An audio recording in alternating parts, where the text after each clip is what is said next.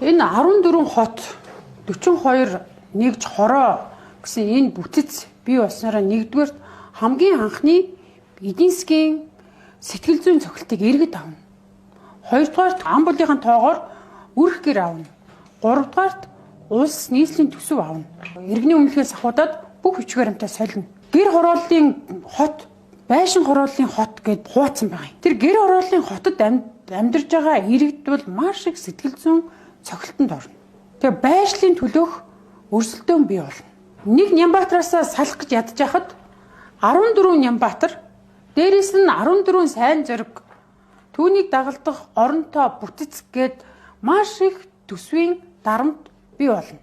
Ер нь ингээд хөгжсөн хот байдгүй дэлхийн улсуудад. Хотын сая 700 иргэн маань бүгдээрээ 13 дугаар дүүрэг гэдэг киног бүгдээрээ үзэх хэрэгтэй болж байна. 1939 онд германчууд еврейчүүдийг яг энэ шиг тусгаарлаад энэ бүс нутагт амьдар гээд энэ бүс нутгаас үйлчлэгийг ав гэж эхэлж зааглчаад дараа нь тийшээ бүх еврейчүүдийг албатан нүүлгсэн. Дундуураа ханд босгосон. Ийм эмгэнэлттэй түүх дэлхийд байдаг болохоос биш иргэдийнхээ амьдрах орчин, амьдралын түвшингөөр нь ялгуурлан гадуурхаж хил хязгаар тогтоосноороо хөгжсөн хот улс дэлхийд байхгүй.